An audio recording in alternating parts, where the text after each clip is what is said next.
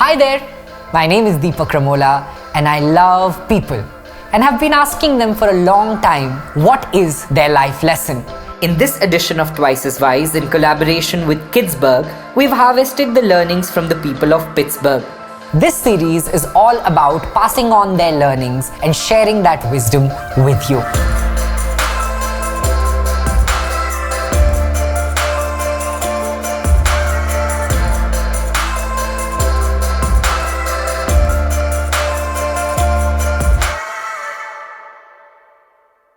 Years ago, after having won both a Pulitzer and a Nobel Prize for Literature, the magnificent novelist Toni Morrison was asked by a journalist, "So when will you start to incorporate white lives in your books in a more substantial way?"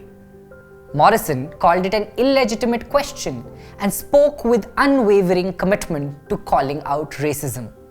Like Morrison, many other people whose voices have been oppressed have been heard and speak up. But it is not very common to hear the voice of the other side, the oppressor.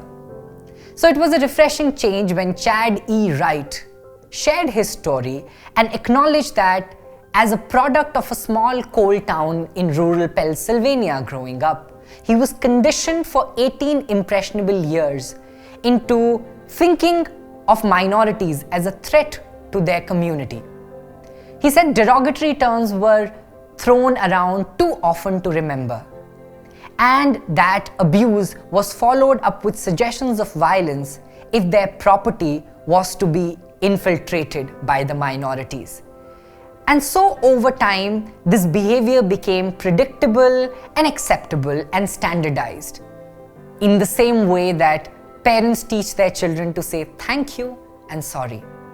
And so he said the conditioning was intentional and deliberate.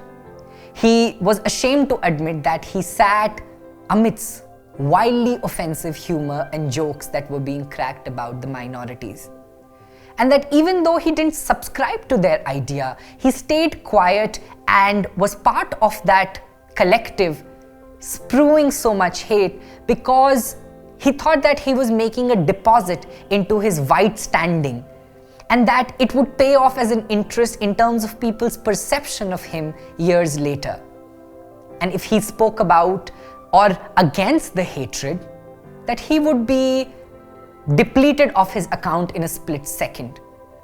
And even though he didn't believe it, he still participated and nodded and laughed sheepishly on those comments.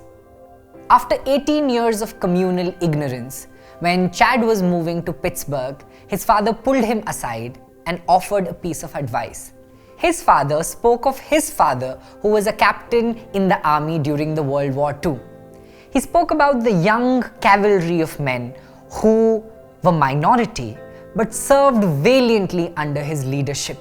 He spoke about their respect, their honor, their dedication, their commitment, which was very, very inspiring. And so, in that moment, the lesson offered to Chad was, ignorance breeds ignorance. Enlightened breed enlightenment. And you must own your perspective. Not only did he gain some insight, but also some valuable courage. After doing some serious research on systematic racism, he was able to sort out more forums that spoke about equity, inclusion, and anti-racism.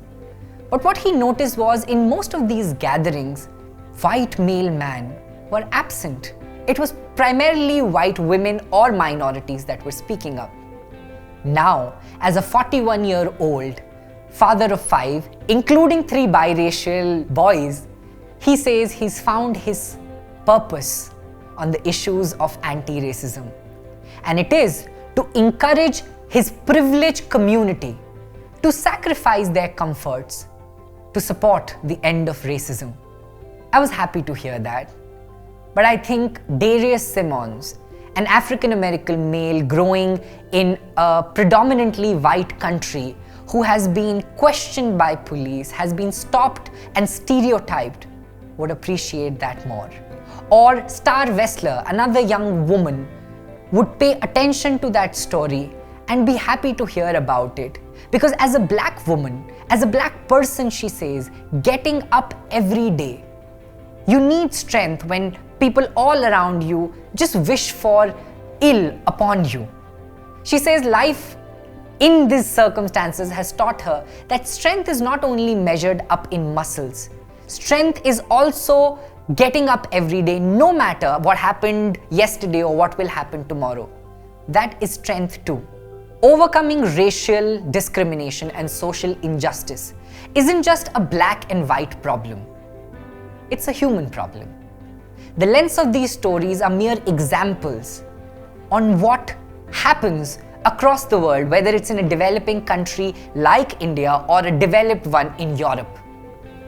You see, we all must stop to ask ourselves, what conditioning has biased us towards someone else?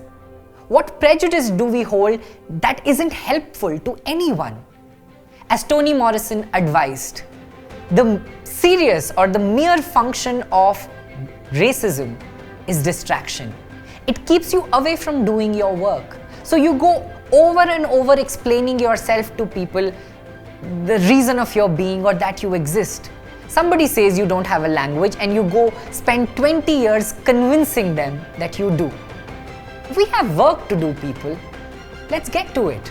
Starting today, I hope we're able to put an end to racism of all sorts, and that fuels our day.